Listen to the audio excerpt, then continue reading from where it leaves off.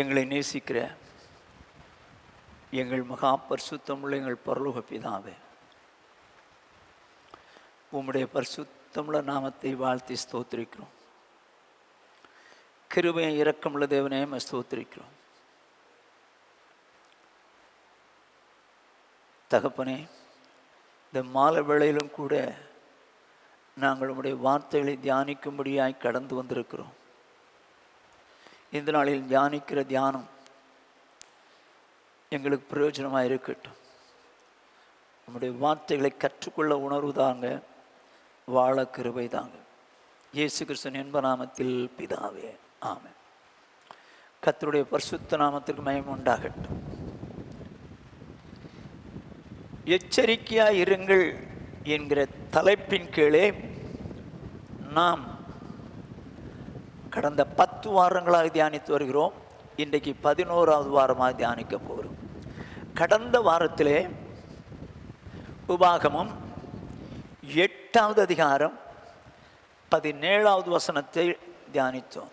என் சாமர்த்தியமும் என் கைபலனும் இந்த ஐஸ்வர்யத்தை எனக்கு சம்பாதித்தது என்று நீ உன் இருதயத்தில் சொல்லிக்கொள்ளாமலும் இருக்க எச்சரிக்கையாய் இருந்து. வேதம் சொல்லுகிறது, என் சாமர்த்தியமும் என் கைபலனும் இந்த ஐஸ்வர்யத்தை சம்பாதித்தது என்று நீ உன் இருதயத்தில் சொல்லிக்கொள்ளாமலும் எச்சரிக்கையாயிருந்தார். சம்பாதிச்சு நம்ம தான், நம்ம சாமர்த்தியத்தில் தான் சம்பாதிச்சோம். ஆனால் ஆண்டவர் சொல்றாரு, என் சாமர்த்தியமும் என் கைபலனும் இதை சம்பாதித்தது என்று சொல்லாதே, அது இருதயத்திலும் சொல்லிக்கொள்ளாதபடிக்கு எச்சரிக்கையாக இருன்றார். நிறைய அவர் வீட்டை கட்டிட்டு நான் சம்பாதிச்சது, நான் வாங்கினது, கார் வாங்கினது, நான் வாங்கினேன், நான் இதை செஞ்சேன், அதை செஞ்சேன்னு சொல்லி தன்னை உயர்த்துவாங்க. ஆண்டவர் சொல்றாரு, அப்படி சொல்ல, அதை இருதயத்தில் கூட சொல்லாது. ஏன் சொல்லக்கூடாதான்? 18வது வசனம், உன் தேவனாகிய கர்த்தரை நினைப்பாயாக, அவரே உன் பிதாக்களுக்கு ஆணையிட்டு கொடுத்த தம்முடைய உடன்படிக்கையை உறுதிப்படுத்தும்படி இந்நாளில் உனக்கு உண்டாயிருக்கிறது போல ஐஸ்வர்யத்தை சம்பாதிக்கிறதுக்கான பலனை உனக்கு கொடுக்கிறவர். கர்த்தருக்கு மகிமை உண்டாகட்டும். என்ன சொல்றாரு? உன் இருதயத்தில் கூட சொல்லிக்கிறாரு, நான் தான் இதை சம்பாதிச்சேன், என் பலத்தினால, என் சாமர்த்தியத்தினால இதை எப்படி சம்பாதிச்சேன்னு சொல்லிடாத. காரணம் என்னன்னா, இந்த நாளிலே உன்னுடைய இந்த மாதிரி ஆசீர்வாதங்கள்லாம் உனக்கு உண்டாயிருக்க போல ஐஸ்வர்யத்தை சம்பாதிப்பதற்கான பலனை உனக்கு தந்தவரே தேவன் தான். அப்போ பலன் தந்தவர் அவராக இருக்கிறபடினாலே, நான் சம்பாதிச்சேன், நான் பிரயாசப்பட்டு, நான் ஐஸ்வர்யான அப்படிலாம் நம்ம சொல்லிடக்கூடாது. அந்த பலன் தந்தவரே கர்த்தர் தான். ஆகவே கர்த்தருக்கு மகிமை செலுத்தணும். எனக்கு நான் சம்பாதிச்சிட்டேன்னு ஒரு நாளும் இருதயத்தில் கூட சொல்லிடாத அப்படின்னு சொல்றாரு. அது சொல்லாதபடி எச்சரிக்கையாயிரு அப்படின்றாரு. நம்ம ரொம்ப கேர்ஃபுல்லாக இருக்கணும். ஏன்னா ஆண்டவர் தான் எல்லாருக்கும் எல்லாமே கொடுக்குறாரு. எல்லாருக்கும் ஜீவனையும் சுவாசத்தையும் சகலத்தையும் அவர் தான் கொடுக்குறாரு. அவர் இல்லாமல் ஒருத்தரும் ஒன்றும் பெற்றுக்கொள்ள முடியாது. அப்படி இருக்க, நான் தான் செஞ்சேன், நான் தான் சம்பாதிச்சேன், நான் தான் முயற்சி பண்ணி வாங்கினேன் அப்படின்லாம் உன் இருதயத்தில் சொல்லிடாதப்பா அப்படின்றாரு. ஏன்னா வசனம் சொல்லுது, பெற்றுக்கொண்டவன் பெற்றுக்கொள்ளாதவனை போல் ஏன் மேன்மை பாராட்டுகிறாய்பார். நீ பெற்றுக்கொண்டவனானால் பெற்றுக்கொள்ளாதவன் போல் ஏன் மேன்மை பாராட்டுகிறாய்? எங்க நாம பெற்றுக்கொண்டது அனைத்தும் தேவனாலே உண்டாயிற்று. அப்படி இருக்க பெற்றுக்கொள்ளாதவனை போல அப்படின்னா அவரிடத்துல நான் வாங்கலை, நான் சம்பாதிச்சேன், நான் பண்ணினேன் அப்படின்னு சொல்லிடாதப்பா, நீ என்ன மேன்மை பாராட்டுறது அப்படின்னு சொல்றாரு. நம்ம பெற்றுக்கொண்டது அனைத்தும் தேவனாலே உண்டாயிற்று. ஆனால் நம்ம முயற்சி தான். ஆனால் தேவன் தான் தந்தார். பலம் தந்தவர் தேவன் தான். நேபுகாத் நேச்சார் சொன்னான், அவன் தேவனை அறிந்தவன்.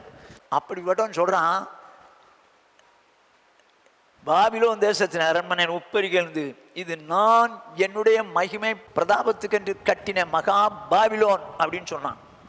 அந்த வார்த்தை அவன் வாயில் இருக்கும் போதே கர்த்தர் அவனை அடித்தார். மிருகம் மாதிரி புல் மேய்ஞ்சிட்டான். இப்போ அவன் தான் கட்டினான், அவன் தான் பணத்தை கொடுத்தான், அவன் தான் இன்ஜினியர்ஸை வச்சான், அவன் தான் செஞ்சான். ஆனால் செய்வதற்கு காரணமாக இருந்தவர் யாரு? கர்த்தர். கர்த்தர் செஞ்சாருன்னு சொல்ல தெரியல, நான் செஞ்சேன்னா கர்த்தர் அவனை புல்லுங்கிற மாதிரி ஆக்கி விட்டார். அப்புறம் ஒரு நாள் புத்தி வந்துச்சு, இல்லை ஆண்டவரே நான் இல்லை நீங்கள் தான் சொல்லி தேவனை நோக்கி பார்க்கும்போது அவனுக்குள்ள மறுபடியும் அந்த புத்தி வந்துடுச்சுன்னு இருக்கு. அமஸ்யா தேவனை பின்பற்றினான், ஆனால் முழு இதயத்தோடு பின்பற்றலை. ஆகவே ஒரு யுத்தத்துக்கு போன போது வேற தேசத்து தெய்வத்தை கொண்டு வந்துட்டான், அந்நிய தேசத்து தெய்வத்தை கொண்டு வந்து அதை வணங்கினான். ஆண்டவர் அவன் மேலே கோவப்பட்டு ஒரு தீர்க்கதரிசி அனுப்பினார். அந்த தீர்க்கதரிசி அவன்கிட்ட போய் சொன்னான், அவனப்பா ஏய் எனக்கே நீ சொல்லி கொடுக்குறியா, நீ ஏன் வெட்டப்படணும், ஓடி போயிரு அப்படின்னு சொல்லிட்டான். ஆனால் இப்போ இவன் என்ன நினைக்கிறான், ஏன் சாமர்த்தியத்தினால்தான் நான் ஜெயித்தேன் அப்படிங்கிற ஒரு நினைவு அவனுக்கு வந்துடுச்சு. ஜெயம் கொடுக்கிறவர் கர்த்தர். ஆனால் அவன் என்ன நினைச்சிட்டான், ஏன் சாமர்த்தியத்தினால்தான் ஜெயிச்சேன்னு சொல்லி இஸ்ரவேல் தேசத்து ராஜா கிட்ட நம்ம சாமர்த்தியத்தை பார்த்துடலாமா அப்படின்றான். நம்ம சாமர்த்தியத்தை பார்த்துடலாமான்றான். அதுக்கு அவன் சொன்னான், எதையோ ஜெயிச்சு வந்ததுனால என்கிட்ட ஏன்டா மோதுற, அதெல்லாம் விடு அப்படின்னா. இல்லை பார்ப்போம் அப்படின்னா. கடைசியில் நடந்ததுன்னு எருசலேமில் உள்ள எல்லாவற்றையும் கொண்டு போயிட்டான். யார்? இஸ்ரவேல் ராஜா. இந்த ராஜாவையும் பிடிச்சி போயிட்டான். பெருமைங்க. என்றைக்கும் நான் செஞ்சேன், நான் பண்ணினேன், நான் இருப்பேன், நான் அப்படி நடப்பிப்பேன் அப்படின்னு ஒரு வார்த்தை நம்ம வாயிலிருந்து வரக்கூடாது. ஏன்னா இதெல்லாம் நடப்பிப்பதற்கு, இதெல்லாம் செய்வதற்கு, இதெல்லாம் சம்பாதிப்பதற்கு பலன் தந்தவரே கர்த்தர் தான். ஆகையினால அவரை மேன்மைப்படுத்துறப்ப நான் தான் செஞ்சேன்னு சொல்லிடக்கூடாது. கோலியாத் சொன்னான், வாடா உன்னைக்கு இன்னைக்கு ஆகாயத்து பறவைகளுக்கு இறையா போடுறேன்ட்டான். இவன் என்ன நினச்சான், அவன் பலத்தை நம்பினான். ஆனால் தாவீது தேவனை நம்பினான். முடிவு தாவீது ஜெயிக்கிறவனாய் மாறிட்டான். அருமையானவர்களே, ஆண்டவர் சொல்லும்போது சொன்னார், என்னை அல்லாமல் உங்களால் ஒன்றும் செய்யக்கூடாது அப்படின்னார். அதனால தான் பவுல் சொன்னார், எங்களால் ஆகும் என்று சொல்வதற்கு ஒன்றுமில்லை, எங்களால் ஏதாகிலும் ஆகும் என்று சொல்வதற்கு ஒன்றுமில்லை, அதற்கு நாங்கள் தகுதியே இல்லை அப்படின்னு. என்னை பலப்படுத்துகிற கிறிஸ்துவினாலே எல்லாவற்றையும் செய்ய எனக்கு பலன் உண்டு. எனக்கு பலன் இருக்குது, ஆனால் என்னை பலப்படுத்துகிற கிறிஸ்துவினால தான் நான் செய்கிறேன் அப்படின்னு சொல்கிறேன். ஓகே, இதைத்தான் கடந்த வாரம் பார்த்தோம். இந்த வாரம் எச்சரிக்கையாயிருங்கள் என்ற தலைப்பின் கீழே ரோமர்கள் நிருபம் 16வது அதிகாரம் 17வது 18வது வசனங்கள். அன்றியும் சகோதரரே, நீங்கள் கற்றுக்கொண்ட உபதேசத்திற்கு விரோதமாய் பிரிவினைகளையும் இடரல்களையும் உண்டாக்குவதை குறித்து எச்சரிக்கையாய் இருந்து அவர்களை விட்டு விலக வேண்டும் என்று உங்களுக்கு புத்தி சொல்லுகிறேன். கர்த்தருக்கு மகிமை உண்டாகட்டும். என்ன எச்சரிக்கிறார் வேதம்? என்ன எச்சரிக்கிறது? நீங்கள் கற்றுக்கொண்ட உபதேசம், கற்றுக்கொண்ட உபதேசத்துக்கு விரோதமாய் பிரிவினைகளையும் இடரல்களையும் உண்டாக்குறவளை குறித்து எச்சரிக்கையாரு. அப்படின்னா நாம வேதத்திலிருந்து கற்றுக்கொண்ட உபதேசத்துக்கு மாறாக யாராவது இடரல் உண்டாக்குற மாதிரி, பிரிவினை உண்டாக்குற மாதிரி உபதேசங்களை உபதேசித்தா அவங்கள குறித்து எச்சரிக்கையா இருங்க. எச்சரிக்கையா இருக்கிறது மட்டும் இல்லை, அவர்களை விட்டு விலகிருங்கன்னு சொல்றாரு. நானோ நீங்களோ தேவனுடைய வார்த்தையின்படியே நடக்கிறவங்களா இருக்கும். தாவி சொல்வான், என் இருதயத்தை விசாலமாக்கும் போது நம்முடைய கற்பனைகளின் வழியாய் ஓடுவேன், கற்பனைகளின் வழியாய் ஓடுவேன்னு சொன்னான். நானோ நீங்களோ வேத வசனம் என்ன சொல்லுதோ அப்படியே போகணுமே தவிர, யாரோ உங்களை என்னையோ வேற பக்கம் டைரக்ட் பண்ணுறாங்கன்னு வச்சுங்க, இல்லை நம்ம வாழ்ந்து கொண்டிருக்க அந்த வசனத்துக்கு மாறாக, அதெல்லாம் ஒன்றும் தப்பு இல்லைப்பா, இதெல்லாம் ஒன்றும் பிரச்சனை இல்லைப்பா அப்படின்னு சொல்லி பிரிவினைகளையோ இடர்களையோ உண்டாக்குவார்களானால் எச்சரிக்கையா இருங்க, எச்சரிக்கையா இருக்கு. அவளை விட்டு விலகணுமா? ஏன் விலகணும்னு சொல்றாரு? அடுத்த வசனம் சொல்லுது, அப்படிப்பட்டவர்கள் நம்முடைய கர்த்தராகிய இயேசு கிறிஸ்துவுக்கு ஊழியம் செய்யாமல் தங்கள் வயிற்றுக்கே ஊழியம் செய்து நய வசனிப்பினாலும் இச்சக பேச்சினாலும் கபடில்லாதவருடைய இருதயங்களை வஞ்சிக்கிறவர்களாய் இருக்கிறார்கள். அருமையானவர்களே, பவுல் என்ன அழகா சொல்றாரு, அப்படிப்பட்டவர்கள். எப்படிப்பட்டவர்கள்? நாம் அறிந்து கொண்ட சத்தியத்துக்கு மாறாக பிரிவினைகளையும் இடர்களையும் உண்டாக்கக்கூடிய அவர்கள் கர்த்தராகிய இயேசுவுக்கு ஊழியம் செய்யவில்லை. அவருக்கு ஊழியம் செய்யவில்லை. யாருக்கு தான் ஊழியம் செய்கிறாங்களாம்? வயிற்றுக்கு. வயிற்றுக்கு ஊழியம் செய்கிறாங்க. நம்ம வளமாக வாழணும், ஆசீர்வாதமாக இருக்கணும், நம்ம குடும்பம் செழிக்கணும், வயிற்றுக்கு ஊழியம் செய்கிறாங்க. அதனால என்ன செய்கிறாங்களாம்? நய வசனிப்பினாலும் இச்சக பேச்சினாலும் என்ன செய்கிறாங்களா? கபடு இல்லாதவருடைய இருதயங்களை வஞ்சித்துறாங்க. கள்ளங்கபடு இல்லாதவங்களை வஞ்சித்துறாங்க. வேதத்தை குறித்து சரியான அறிவு இல்லை, கள்ளங்கபடு இல்லாமல் இருக்கிறாங்க. அவங்கள இவங்க என்ன பண்ணிடுறாங்க? ஏமாத்திடுறாங்களா. அதனால அவங்கள குறித்து எச்சரிக்கையா இருங்கள் இருக்கு. எச்சரிக்கையா இருங்கள். யாரை குறித்து? சத்தியத்தை அறிகிற அறிவு அடைந்த நம்முடைய வாழ்க்கையில வசனத்துக்கு மாறாக பிரிவினைகளையும் இடர்களையும் உண்டாக்குறாங்களே, அவங்களை குறித்து எச்சரிக்கையா இருங்க. இன்னைக்கு நிறைய ஊழியக்காரர்கள் எழுப்பி இருக்கிறாங்க. நிறைய ஊழியக்காரங்க எழுப்பி இருக்கிறாங்க. கொஞ்சம் பிரசங்கம் பண்ணா தெரிஞ்சா போதும், நான் ஒரு ஊழியக்காரன் அப்படின்னு எழுப்பிடுவாங்க.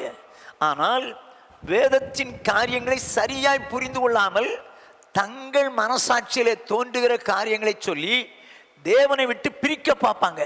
அவங்க எதற்காக அப்படி செய்கிறாங்க? தங்கள் வயிற்றுக்காகவே அப்படி செய்கிறார்கள் என்று எழுதியிருக்கிறது.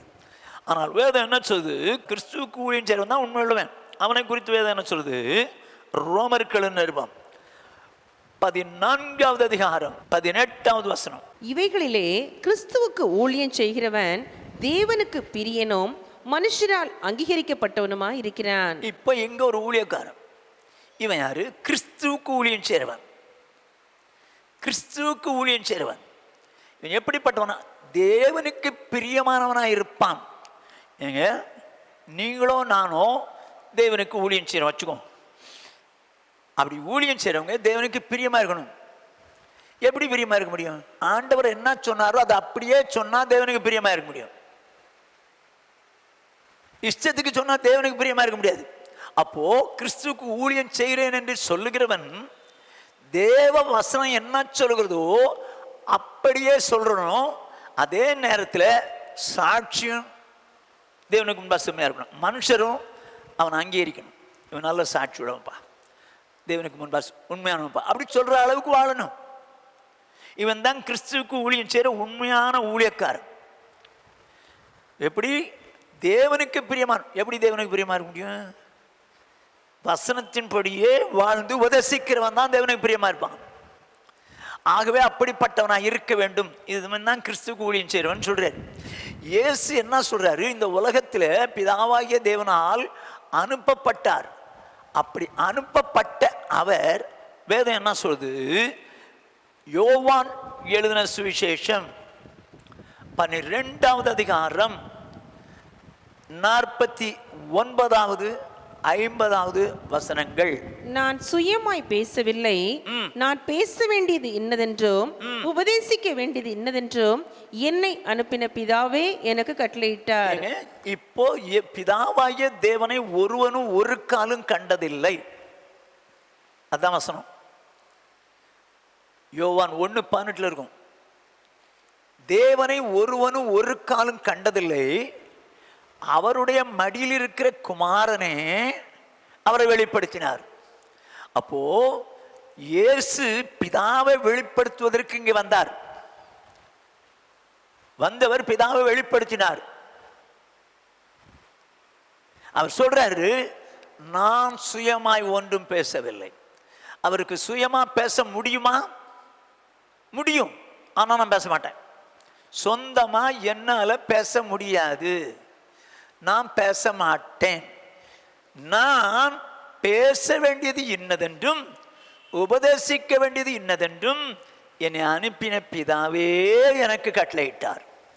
சொல்றாரு, பேச வேண்டியது என்னது, உபதேசிக்க வேண்டியது என்னது என்கிறதை பிதாதான் என்ன கட்டளையிட்டார்.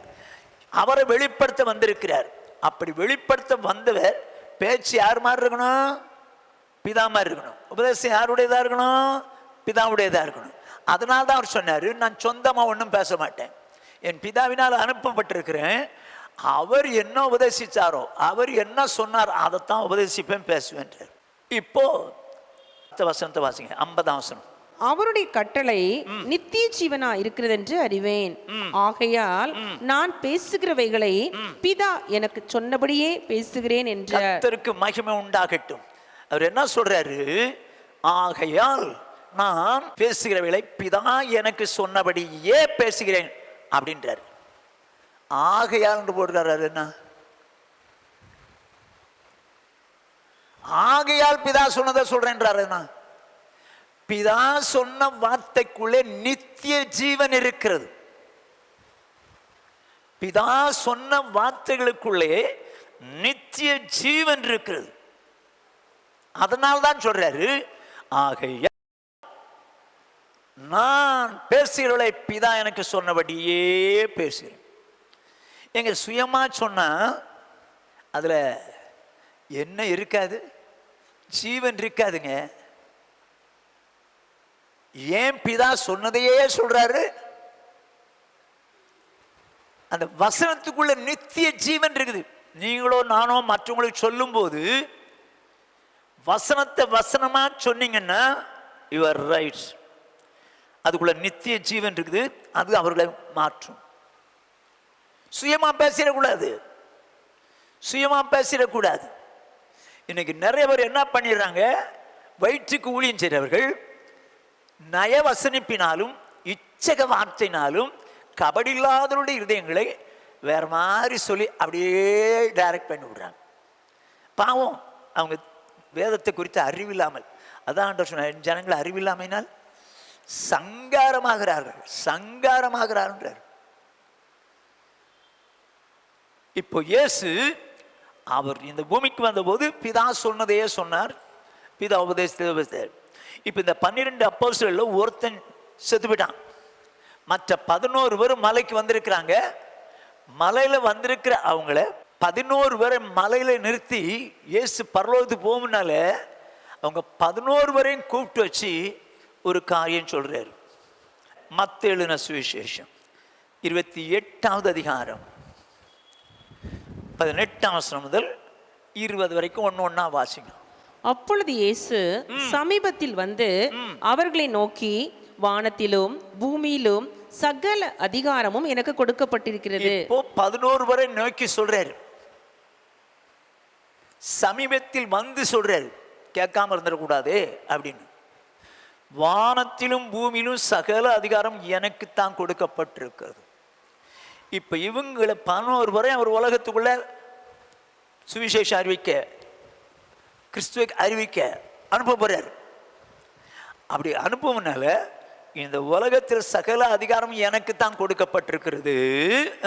ஆகையால் நீங்கள் புறப்பட்டு போய் சகல ஜாதிகளையும் சீஷராக்கி பிதா குமாரன் பரிசுத்த ஆவியின் நாமத்திலே அவர்களுக்கு ஞானஸ்நானம் கொடுத்து. ஒரு நிமிஷம், என்னவா?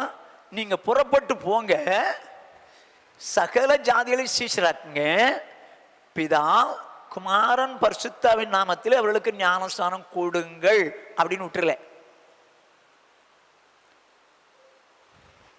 கொடுத்து கமா கொடுத்து என்ன செய்யணுமா? வாசிங்க சிஸ்டர். நான் உங்களுக்கு கட்டளையிட்ட யாவையும் அவர்கள் கை கொள்ளும்படி அவர்களுக்கு உபதேசம் பண்ணுங்கள். என்ன சொல்றாரு?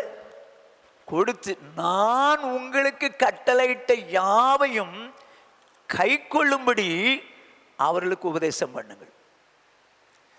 அவருடைய உபதேசம் யாருடையது? பிதாவுடையது, பிதாவுடையது.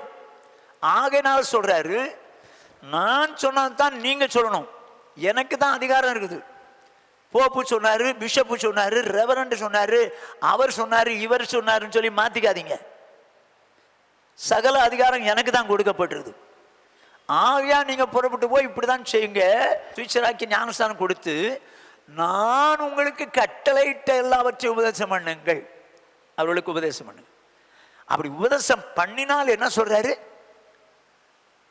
இதோ உலகத்தின் முடிவறிந்தும் சகல நாட்கள் உங்களோடு கூட இருப்பேன்.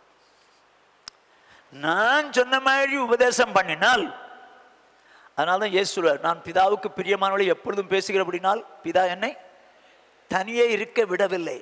இப்போ இயேசு சொல்றாரு, உலகத்தின் முடிவு பரியந்தம் சகல நாட்களிலும் நான் உங்க கூட இருப்பேன். எப்ப இருப்பாரு?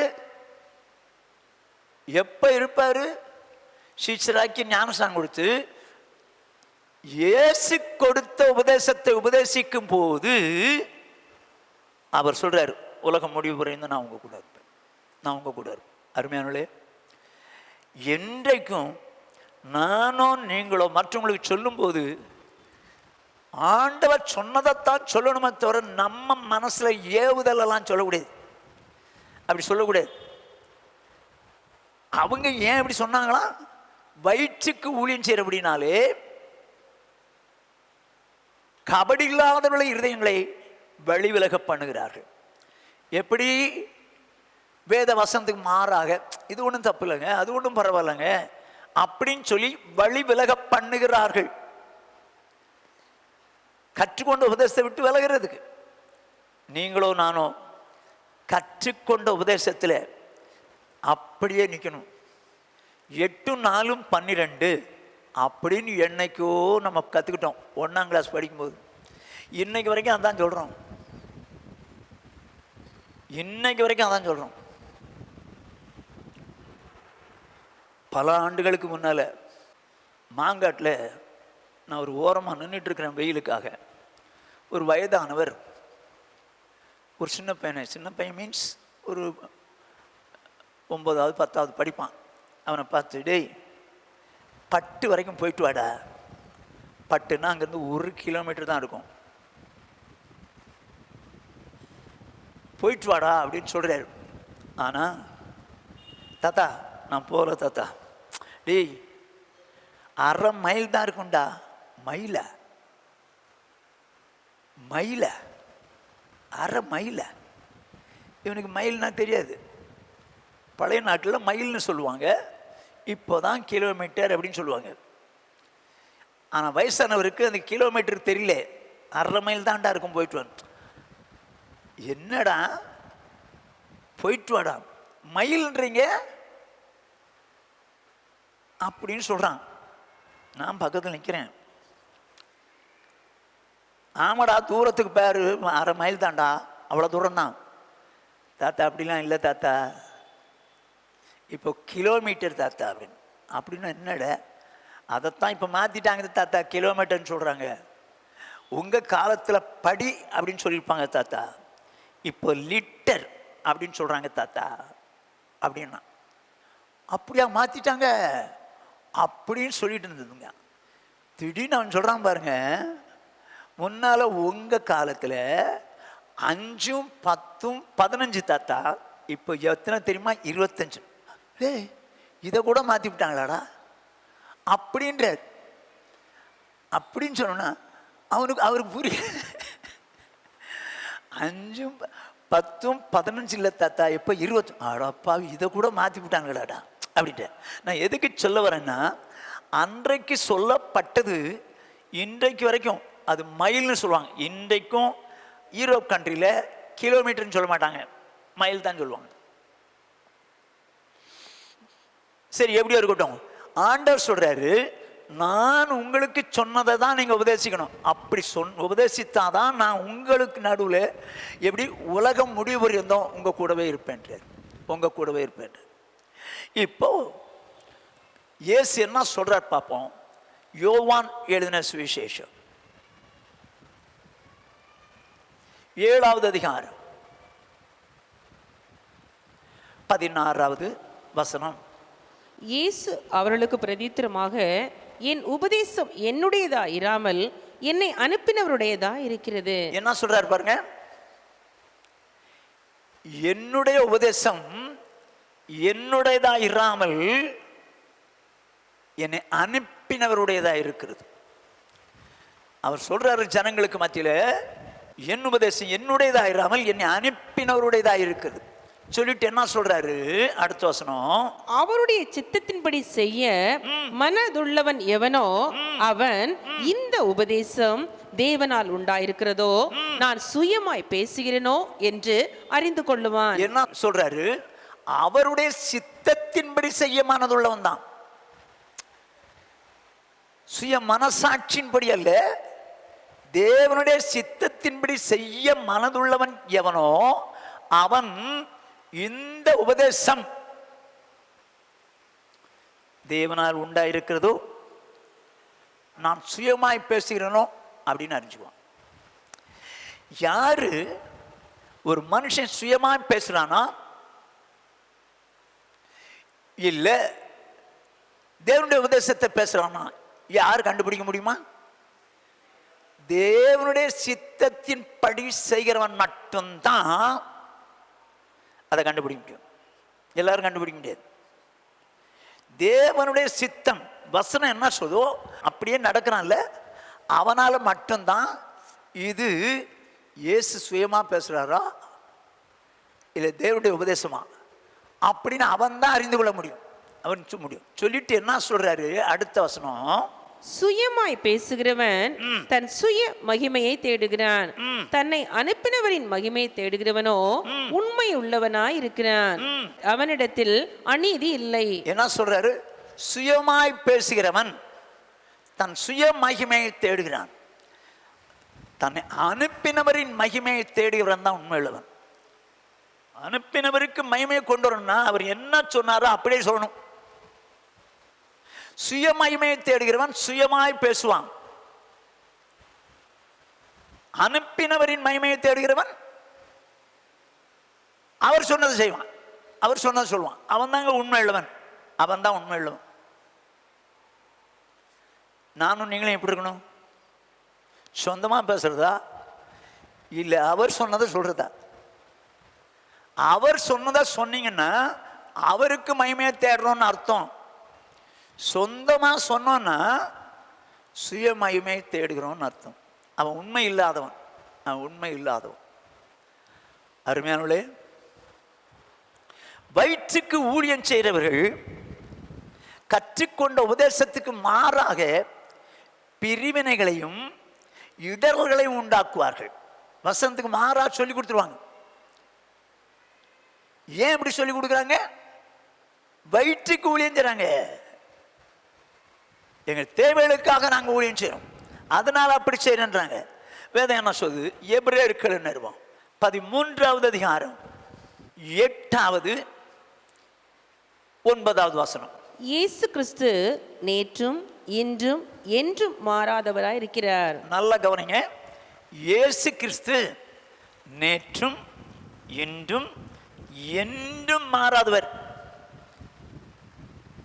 2000 வருஷத்துக்கு முன்னால் இயேசு எப்படி இருந்தாரோ அவர் இன்னைக்கும் அப்படித்தான் இருக்கிறாரு, என்னைக்கும் அப்படித்தான் இருப்பார், என்னைக்கும் அப்படித்தான் இருப்பார். சொல்லிட்டு என்ன சொல்றாரு அடுத்த வசனம்? பலவிதமான அந்நிய போதனைகளால் அலைப்புண்டு திரியாதிருங்கள், போஜன பதார்த்தங்களினால் அல்ல கிருபையினாலே இருதயம் ஸ்திரப்படுகிறது நல்லது. போஜன பதார்த்தங்களில் முயற்சி செய்கிறவர்கள் பலன் அடையவில்லையே. இயேசு கிறிஸ்து நேற்றும் இன்றும் என்றும் மாறாதவராய் இருக்கிறார் சொல்லிட்டு பலவிதமான அந்நிய உபதேசத்தினால் அலைப்புண்டு தெரியாது. அப்படின்னா அவருடைய உபதேசம் நேற்றும் இன்றும் என்றும் மாறாதது தான் அவருடைய உபதேசம். இன்னைக்கு மாறுறதில்லை. இப்ப இருக்கிற நவீன உலகத்துக்கு ஏற்றபடி இந்த உபதேசம் மாறாது. என்ன மாதிரி சொல்லிட்டு சொல்றாரு? இயேசு கிறிஸ்து நேற்றும் இன்றும் என்று மாறாதவராய் இருக்கிறார். பலவிதமான அந்நிய உபதேசனால அழைப்பு உண்டு தெரியாது. அப்போ ஏன் பலவிதமான அந்நிய உபதேசனால அழைப்பு உண்டு தெரியாதுன்றது? இயேசு கிறிஸ்து எப்படி மாறாதவராய் இருந்தாரோ அப்படியே அவருடைய உபதேசங்களும் மாறாதவைகள். என்னைக்கு? நேற்றைக்கும் இன்னைக்கும் நாளைக்கும் மாறாது. அதனால் அழைப்புண்டு தெரியாதுங்கள். கற்றுக்கொண்ட உபதேசத்துக்கு மாறாக பிரிவினைகளையும் இடர்களையும் உண்டாக்குறவளை குறித்து எச்சரிக்கையா இருந்து அவளை விட்டு விலகுங்கள். எங்க இந்த வேதத்தை ஒருத்தனும் ஒரு நாள் மாற்ற முடியாதுங்க. இயேசு கிறிஸ்து ஒருவரும் ஒரு நாள் அன்னைக்கு ஒரு மாதிரி இருந்தார், இன்னைக்கு ஒரு மாதிரி இருந்தார், நாளைக்கு ஒரு மாதிரி இருப்பார்லாம் இல்ல. அவர் நேற்றும் இன்றும் நாளையும் மாறாதவர். அதே போல வசனமும் மாறாது. அதனால தான் சொல்லி பலவிதமான அந்நிய உபதேசத்தினால அலைப்புண்டு தெரியாதுங்கள். வேதம் ஒன்ன சொல்லிச்சு, நான் எவனாலே மாற்ற முடியாதுங்க, யாருக்கு ரைட்ஸ் இல்லை. அதனால இயேசு சொன்னார், வானத்திலும் பூமியிலும் சகல அதிகாரம் எனக்கு தான் கொடுக்கப்பட்டிருக்கு அப்படின்றார். அவருக்கு நீங்க இஷ்டத்துக்கு எவன் சொன்னாலும் மாத்திராதீங்கன்றார், எச்சரிக்கையா இருங்கன்றார். அருமையானவர்களே, நீங்களும் நானும் மிகவும் எச்சரிக்கையா இருக்கணும். சரிங்க, யாரோ உபதேசம் பண்றாங்க, யாரோ உபதேசம் பண்றாங்க, இது கிறிஸ்துவின் உபதேசமா இல்லையா? எப்படி கண்டுபிடிப்பீங்க? எப்படி கண்டுபிடிப்பீங்க? இயேசு தான் சொல்றாரு, யோவான் 7:17, அவருடைய சித்தத்தின்படி செய்ய மனதுள்ளவன் எவனோ அவன் இந்த உபதேசம் தேவனால் உண்டாயிருக்கிறதோ நான் சுயமாய் பேசுகிறேனோ என்று அறிந்து கொள்ளுவான். இப்ப ஒரு ஆளு பிரசங்கம் பண்றாரு, இல்லைன்னா உபதேசம் பண்றாரு வச்சுக்கோ. இந்த உபதேசம் ஆண்டவருடைய தானா இல்லையா? எப்படி கண்டுபிடிப்பீங்க? யாருக்கு வழங்கும்? தேவனுடைய சித்தத்தின்படி வசனத்தின்படி வாழ்றான் பாருங்க, அவனுக்குத்தான் இது விளங்கும். இது தேவனால் உண்டான வசனம் தானா, சொந்தமா கதை விடுறாரா? நிறைய பேர் பெரிய ஆளுவங்க, அதனால அவங்க சொன்னதெல்லாம் கரெக்ட் தான் அப்படின்னு சொல்லிட்டு போயிடுவாங்க. இல்லைங்க, சொன்னவன் பெரிய ஆள் நினைச்சுக்காதீங்க, சொல்லப்பட்ட வார்த்தை தான் உண்மையா இருக்கணும். பவுல் சொல்லும்போது சொன்னார், நானாகிலும் வானத்திலிருந்து ஒரு தூதனாகிலும் இந்த உபதேசத்துக்கு மாறாக, அதாவது சுவிசேஷத்துக்கு மாறாக சொன்னால் நீங்க அங்கீகரிக்காதீங்க. இந்த வசனத்தை மாற்ற முடியாதுங்க, யாருமே மாற்ற முடியாது. வேறொரு சுவிசேஷம் இல்லையே. யாருக்கு தேவனுடைய சித்தப்படி வாழணும்னு நினைக்கிறாங்களோ அவங்களுக்கு தான் இவர் சொல்றது கரெக்டா இருப்பா, வசனத்தின்படி ஐயோ ஐயோ இவர் கதை விடுறாருப்பா அப்படின்னு புரிஞ்சுக்க தெரியும். யாருக்கு தெரியும்? தேவ சித்தத்தின்படி வசனத்தின்படி வாழ்றான் பாருங்க, அவனுக்குத்தான் இது தெரியும். மற்றவங்களுக்கெல்லாம் இது தெரியாது. ஒரு சின்ன பிள்ளைகிட்ட பாலும் பாட்டில் ஒயிட் ஃபெனாயில் ஒரு பாட்டில் வச்சுட்டு குடினா என்ன பண்ணும்? அதுக்கு எதுன்னு சொல்லி ஐடென்டிஃபை பண்ண தெரியாது. எதையாவது குடிச்சு வாந்தி பண்ணி செத்த போயிடும் போங்க. ஏன்? அதுக்கு அதை பற்றி அறிவு இல்லை. இன்றைக்கும் சத்தியத்தின்படி தேவ சித்தப்படி செய்தால் மாத்திரம் அவனுக்குத்தான் வெளிப்படுமே தவிர எல்லாருக்கும் வெளிப்படாது. வேதம் நம்மை குறித்து என்ன சொல்றது? வெளிப்படுத்தின விசேஷம் 1 அதிகாரம் 6வது வசனம். நம்மிடத்தில் அன்பு கூர்ந்து தமது இரத்தத்தினாலே நம்முடைய பாவங்களை நம்மை கழுவி தம்முடைய பிதாவாகிய தேவனுக்கு முன்பாக நம்மை ராஜாக்களும் ஆசாரிகளும் ஆக்கின அவருக்கு மகிமையும் வல்லமையும் என்றென்றைக்கும் உண்டாயிருப்பதாக. ஆமென். கர்த்தருக்கு மகிமை உண்டாகட்டும். நம்ம என்ன செஞ்சாராம்? இயேசு கிறிஸ்து நம்மிடத்தில் அன்பு கூர்ந்து தமது இரத்தத்தினாலே நம்முடைய பாவங்களை நம்ம கழுவி நம்முடைய பிதாவாகிய தேவனுக்கு முன்பாக நம்ம யாராக்கிட்டாரா? ராஜாக்களும் ஆசாரியர்களும் ஆக்கினார். ஏங்க நம்ம ராஜாவா? பிதாவாகிய தேவனுக்கு முன்பாக ராஜாதான். அதனால்தான் இயேசு கிறிஸ்து இடத்துல பிலாத்து கேட்கிறான், நீர் யூதருக்கு ராஜாவா? ஆம், நீர் சொன்னபடி ராஜாதான். எங்க கட்டப்பட்ட நிலைமையில் இருக்கிறாருங்க, மாட்டு கொட்டைகளை பிறந்தாருங்க, தலை சாய்க்க இடம் இல்லைன்னு சொன்னாருங்க. அப்படிப்பட்ட அவர் சொல்றார், நான் ராஜாதான். எப்படி? 1000 வருஷம் அரசாள போடுற ராஜாதி ராஜா அவர் தான்.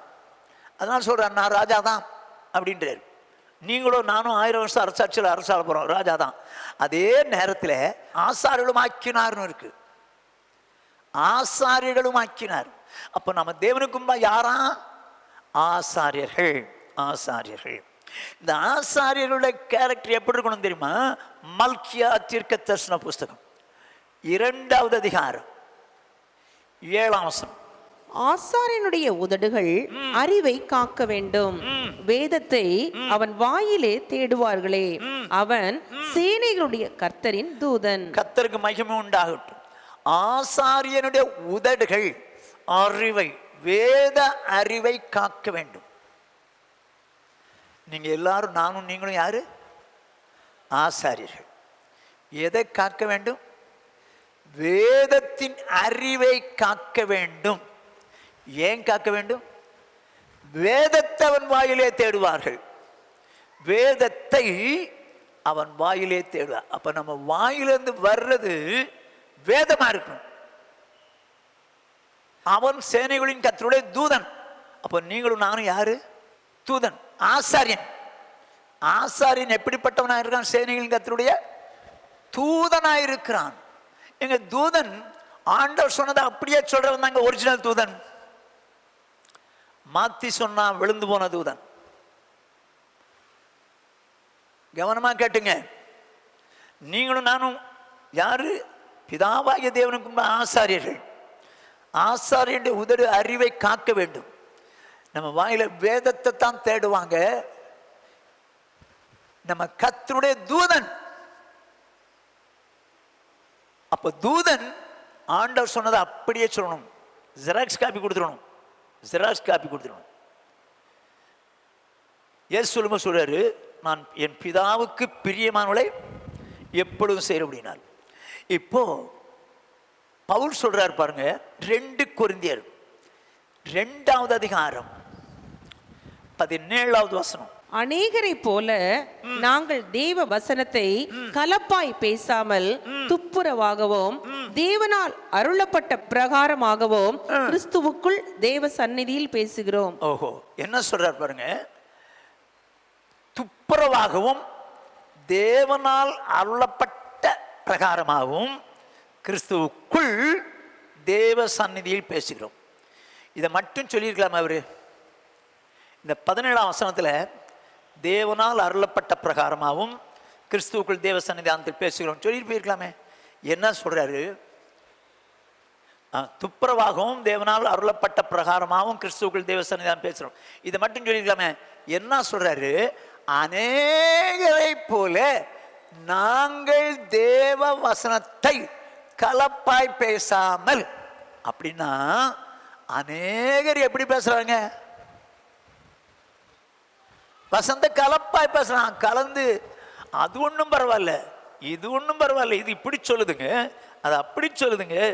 விசுவாசிக்கும் அவிசுவாசிக்கும் கல்யாணம் இல்லை அப்படின்னா, அந்நிய நுகத்திலே அவிசுவாசிகளோட பிணைபடாதிருப்பீங்கன்னா, ஏங்க இந்து மக்களை தாங்க சொல்லுது.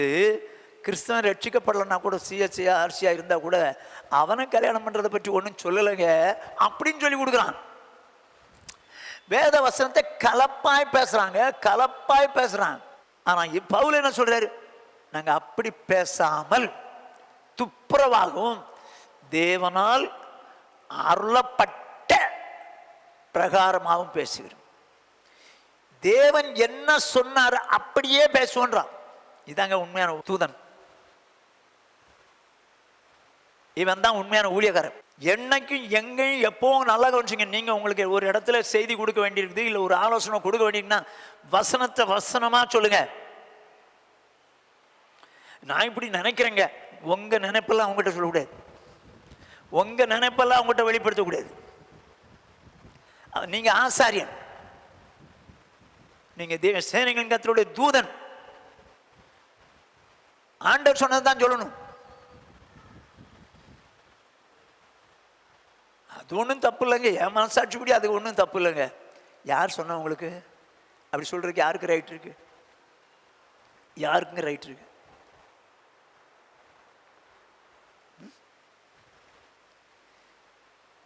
வேதம் என்ன சொல்லுது அப்படியே சொல்றவன் தாங்க தூதன். நான் மற்றவங்களை போல நான் கலப்பாய் பேச மாட்டேன்றார். அப்படின்னா எல்லாரும் கலந்து கலந்து இப்படியும் பரவாயில்ல அப்படியும் பரவாயில்ல. சும்மா உதாரணமா சொல்லட்டுமா? வசனத்தை வசனமா சொல்லுங்க.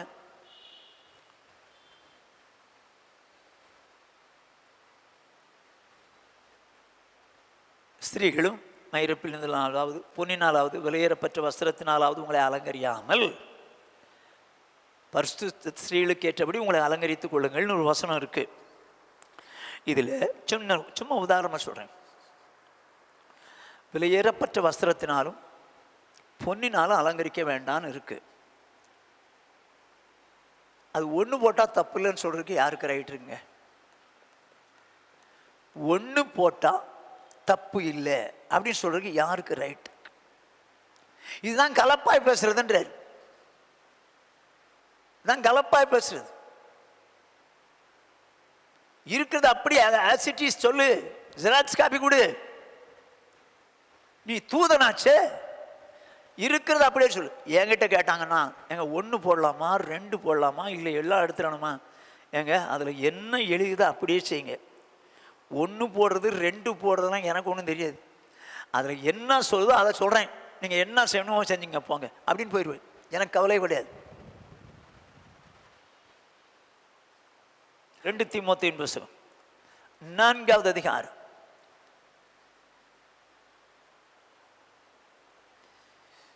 2வது 3வது 4வது வசனங்கள். சமயம் வாய்த்தாலும் வாய்க்காவிட்டாலும் ஜாக்கிரதையாய் திருவசனத்தை பிரசங்கம் பண்ணு. என்ன சொல்றாரு? சமயம் வாய்த்தாலும் வாய்க்காம ஜாக்கிரதையாய் திருவசனத்தை பிரசங்கம் பண்ணுப்பா.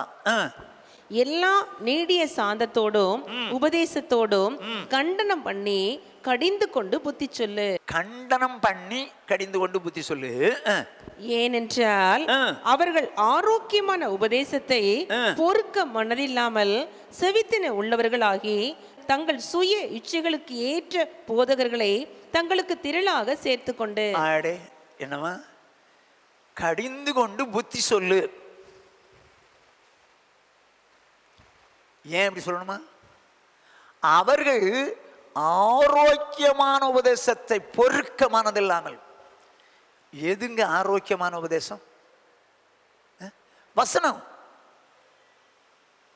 வசனம் தான் நம்மளை ஆரோக்கியப்படுத்துங்க. அவருடைய உபதேசத்தான் நம்மளை ஆரோக்கியப்படுத்தும். ஆவியில் ஆரோக்கியப்படுத்தக்கூடியது, ஆத்மாவை ஆரோக்கியப்படுத்தக்கூடியது.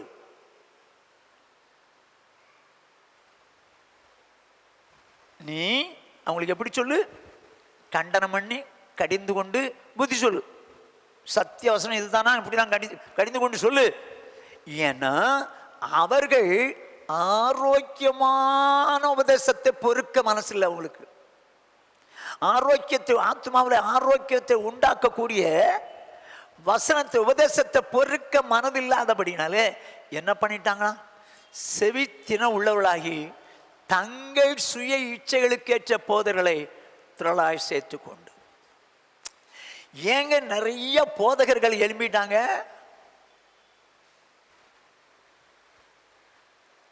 அவங்களை சேர்த்து கொள்றதுக்குன்னு ஒரு கூட்டம் இருக்கு. அப்படிப்பட்டவங்களை சேர்த்து கொள்றதுக்குன்னு ஒரு கூட்டம் இருக்கு. குளித்தல்ல ராஜு பிரதர் ஊழியம் செஞ்சார். அப்படி செய்யும்போது பக்கத்தில் உள்ள ஒரு சபையில் உள்ள ஒரு ஊழியக்காரன் அவர்கிட்ட வந்து கொஞ்சம் சண்டை போட்டுட்டான். இப்படி பேசுனீங்களாமே, கொண்டீங்களாமன்னு சொல்லி அவன் சத்தம் போட்டிருக்கான். நான் அப்படிலாம் பேசலப்பா, தேவன் சாட்சி பாரு, பொய் சொல்றீங்க நீங்க. நாங்கள் பொய்யெல்லாம் சொல்லணுங்கிற அவசியம் இல்லை, நான் பொய் சொல்லலை அப்படின்ட்டு இருக்காரு. ஆமாம், இவர் பொய் சொல்லாதவர். ஆண்டவரே பொய் சொன்னார். ஆண்டவர் பொய் சொன்னார். ஆமாங்க, பொய் சொல்ல சொன்னாருங்க அப்படின்னு சொல்றாரு. அதுக்கு அவனே உடனே இம்மிடியேட் ஆன்சர் கொடுக்குறான். எப்படின்னா, சவுலை ராஜாவாக்குனதற்காக தேவன் மனஸ்தாபப்பட்டு தாவீதை ராஜாவாக்க விரும்புகிறார். இப்போ சாமுவேல்கிட்ட சொல்றாரு, சாமுவேல் நீ அங்க எருசலேம் போ, அங்க ஈசாயின் மகன் ஒருத்தனை அபிஷேகம் பண்ணிட்டு, ராஜாவை அபிஷேகம் பண்ணிட்டு வந்துரு அப்படின்னு சொல்றாரு ஆண்டவர் சாமுவேல்கிட்ட. சாமுவேல் சொல்றான், ஐயோ நம்மளால முடியாது, ராஜாவுக்கு தெரிஞ்சா, சவுலுக்கு தெரிஞ்சா நீ கொன்னு விடுவான் அப்படின்றார்.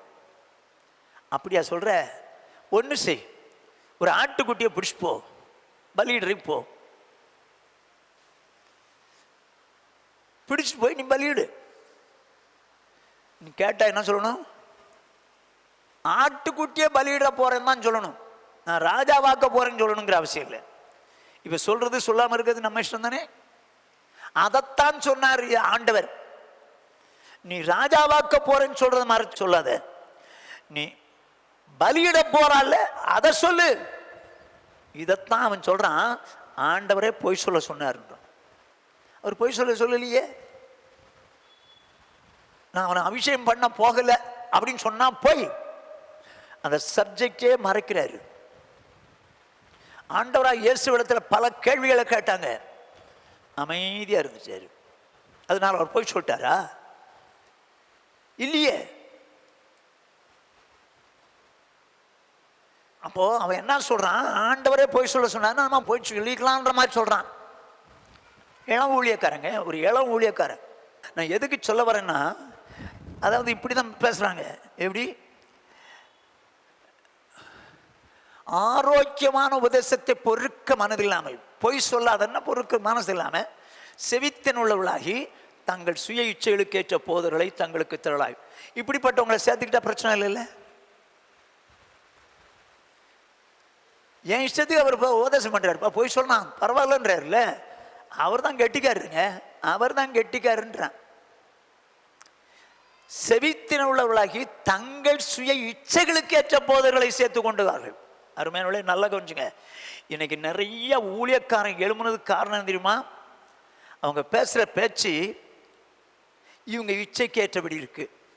இவங்க இச்சைக்கேற்றபடி இருக்கிறபடினால, ஆகா இவர் தான்டா நமக்கு சூப்பரான ஊழியக்காரர் அப்படின்னு சொல்லி அவங்கள சார்ந்துக்கிறாங்க. தயவு செய்து சொல்றேன், இந்த வசனத்துக்கு மாறாக வானத்திலிருந்து ஒரு தூதன் வந்து சொன்னா கூட கேட்காத. எப்பேற்பட்ட ஊழியக்காரனா இருக்கலாம், அற்புதம் செய்யற ஊழியக்காரனா இருக்கலாம், பிசாச விரட்டுற ஊழியக்காரனா இருக்கலாம். ஆனா அவன் சொல்ற வசனம் தானா? அவர்கள் ஆரோக்கியமான உபதேசத்தை, இந்த உபதேசம் ஆத்மாவை ஆரோக்கியப்படுத்தும். அதை பொறுக்க மனதில்லாமல் செவித்தின் உள்ளவர்களாகி தங்கள் சுய இச்சைகளுக்கு ஏற்ற போதர்களை திரளாய் சேர்த்து கொண்டு சத்தியத்துக்கு செவியை விலக்கி கட்டுக்கதைகளுக்கு சாய்ந்து போகும் காலம் வரும். என்ன சொல்றாரு? சத்தியத்துக்கு செவி விலக்கி கட்டுக்கதைகளுக்கு சாய்ந்து போகும் காலம் வரும். அப்படின்னா என்ன? செவித்தின் உள்ளவர்களாகி கட்டுக்கதைகள் எவன் சொல்றானோ அவங்க பின்னால போயிடும். இன்னைக்கு நிறைய பேர் அப்படிதாங்க போறாங்க. நிறைய பேர் இஷ்டத்துக்கு போதிக்கக்கூடிய ஊழியருக்கு பின்னால நிறைய பேர் போறான். கிருபையின் உபதேசம்னு சொல்லி உபதேசிக்கல. இதுல எவ்வளவு பேர் இருக்கிறாங்க? ஆசீர்வாதமான உபதேசம் சொல்லி உபதேசிக்கிற இடத்துல எவ்வளவு பேர் இருக்கிறாங்க? ஏன் இப்படி போறாங்க? சத்தியம் அவங்களுக்கு தேவையில்லை. கட்டுக்கதைகளை சொல்லும் போது ஓகே, இவனுக்கு சத்தியமே தெரியாது, தேவ சித்தப்படி செய்யாதனால தான் அப்படி பண்ணிட்டான். தேவ சித்தப்படி செய்ய தெரியல, தேவ சித்தமே தெரியல, எப்படி செய்வான்? அதனால தாங்க இந்த கட்டுக்கதைகளுக்கு சாய்ந்து போறாங்க. ரொம்ப ஜாக்கிரதை நம்முடைய சபை. எந்த சூழ்நிலையிலும் கட்டுக்கதைகளுக்கு சாய்ந்து போற காலத்தில் இருக்கக்கூடிய நம்ம இந்த டிவிலையோ யூடியூப்லையோ வரக்கூடிய போதகர்களை குறித்து எச்சரிக்கையாயிருங்க. ஏன்னா அவங்க வயிற்றுக்கு ஊழியம் செய்றவர்கள். வசனத்தை தெரிஞ்சா கூட கற்றுக்கொண்ட உபதேசத்துக்கு மாறாக பிரிவினைகளையும் இடர்களையும் உண்டாக்குறவர்களை குறித்து எச்சரிக்கையாயிருங்கள், அவளை விட்டு விலகுங்கள். ஏனென்றால் அவர்கள் வயிற்றுக்கு ஊழியம் செய்கிறவர்கள். வசனத்தை வாசிப்போம். அப்போ 2 தீமோத்தேயு 2வது அதிகாரம் 16, 17, 18. சீர்கேடான வீண் பேச்சுகளுக்கு விலகி இரு. அவைகளால் கள்ள போதகர்களான அவர்கள் அதிக அவபக்தி உள்ளவர்கள் ஆவார்கள். கள்ள போதகர்கள் ஆன அவர்கள் எதனால கள்ளர் போதகர்கள் ஆனார்களாம்? அவைகளால் முடியுது. நல்ல ஊழியக்காரன் தான். ஆனா இப்ப எப்படி கள்ள போதகன் ஆயிட்டான்? சீர்கேடான வீண் பேச்சுகளுக்கு, சீர்கேடான வீண் பேச்சை பேசி பேசி கள்ள போதகர்கள் ஆயிட்டாங்க. சீரை கெடுக்கக்கூடிய, ஆத்மாவில் உண்டான சீரை கெடுக்கக்கூடிய போதனையை போதிச்சு போதிச்சு கள்ள போதகர்கள் ஆயிட்டாங்க. அவங்களை குறித்து வேதம் அதிக அவபக்தி உள்ளவர்கள் ஆவார்கள், அதிக அவபக்தி உள்ளவர்கள் ஆவார்கள் சொல்லிட்டு 17, அவர்களுடைய வார்த்தை அரி பிளவையை போல படரும், இமனையும் பிழைத்தும் அப்படிப்பட்டவர்கள். கர்த்தருக்கு மகிமை உண்டாகட்டும். என்ன சொல்றாரு? 2 பேரை குறிப்பிட்டே சொல்றாரு. ஈமனேயும் பிலேத்தும் அப்படிப்பட்டவள். தீமோத்தேயு ஜாக்கிரதை. இந்த 2 பேர் இருக்காங்க, டேஞ்சரஸ் ஃபெலோஸ். அவர்களுடைய வார்த்தை அரிப்பிளவையை போல படரும். அரிப்பிளவைனா கேன்சர் அல்ல, கேங்கரிங். எலும்பை தொலைச்சிக்கிட்டே போகும். அது உள்ள தொலைச்சிக்கிட்டு போறது யாருக்குமே தெரியாது. கேங்கர்னு இருக்கு, கேங்கர். அதாவது எலும்பு இருக்குல்ல, எலும்பு வெளியே உள்ள போலா இருக்கிற மாதிரி இருக்கும். இந்த அரிப்பளவைங்கிறது கேங்கரிங். அந்த எலும்புக்குள்ள அப்படியே போகும். இதுக்கு வேற தான் கேங்கரின்வாங்க. இவன் சொல்ற வார்த்தைகள் எப்படி இருக்குமா, உள்ள வெளியே தெரியாது, உள்ள போயிட்டே இருக்கும், உள்ள போயிட்டு. இந்த என்ன சொல்றது, இது எலும்புன்னு வச்சுக்கோங்க. எலும்பு இதுக்கு உள்ள அதை அரிச்சுக்கிட்டே உள்ள போயிட்டே இருக்கும், அரிச்சுக்கிட்டு போயிட்டு இருக்கும். ஒரு குறிப்பிட்ட டைம் வரணும், வலி தாங்க முடியாது. என்ன பண்ணுவாங்க தெரியுமா? அப்படி உள்ள அரிச்சிட்டு போனா என்ன பண்ணுவாங்க தெரியுமா? தென்னை ஓலையில், ஓலையில் உள்ள ஈக்கில் பஞ்சு வச்சு சுற்றி அந்த எலும்புகளை விடுவாங்க.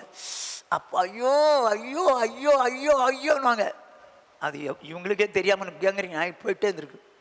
அதனால தான் நிறைய பேருடைய விரலை வெட்டுறாங்க, காலை வெட்டுறாங்க. இதெல்லாம் காரணம் உள்ள புறையேறி போயிடுச்சு. இதே போலதான் அவர்களுடைய வார்த்தை அரிப்பளவையை போல படரும். என்ன பண்றாங்கன்னு பாருங்களேன், வாசிங்க. அவர்கள் சத்தியத்தை விட்டு விலகி உயிர்த்தெழுதல் நடந்தாயிற்று என்று சொல்லி சிலருடைய விசுவாசத்தை கவிழ்த்து போடுகிறார்கள். சரி, இப்போ ஏன் உயிர்த்தெழுதல் நடந்தாயிற்று சொன்னாங்க? சத்தியத்திலே இருந்தாங்கன்னா உயிர்த்தெழுதல் நடந்தாயிற்று சொல்ல மாட்டாங்க. சத்தியத்தை விட்டு விலகிட்டாங்க, ஆகையினால உயிர்த்தெழுதல் நடந்தாயிற்றுன்னு சொல்றது மட்டும் இல்ல, அப்படி சொன்னதுனால சிலருடைய விசுவாசத்தை கவிழ்த்து போடுகிறார்கள். அவங்க இப்படிப்பட்டவங்கலாம் என்ன செய்வாங்க? விசுவாசத்தை கவிழ்ப்பாங்க, கவிழ்த்து போடுவாங்க. ரொம்ப ஜாக்கிரதை. சும்மா அந்த ஆளுக்கு கூட்டத்துக்கு போனேன், இந்த ஆளு கூட்டத்துக்கு போனேன், நல்லா இருந்துச்சுங்க, அப்படி இருந்துச்சுங்க, இப்படி இருந்துச்சுங்க அப்படின்னா சொல்லுவாங்க. நிறைய பேசலாம், இல்லைன்னு சொல்ல வரல. ஆனால் வேதத்தின்படி இருக்கிறதா? வேதத்தின் படி பேசுறாரா? அப்படி பேசலையா அவங்கள அவாய்ட் பண்ணிக்கிறது நல்லது. ஆனா சிலர் என்ன பண்ணுவாங்கன்னா, செவித்தின உள்ளவர்களாகி தங்கள் சுய இச்சைகளுக்கு ஏற்ற போதலை சேர்த்துக்குவாங்க. எனக்கு இது கரெக்ட், நல்லா இருக்குப்பா, ஒரு செயின் போட்டா பரவாயில்லன்னு சொல்றாரு, எனக்கு இது பரவாயில்ல, நல்லா இருக்கு. இது மாதிரி போதகரை சேர்த்து போயிட்டே இருப்பாங்க.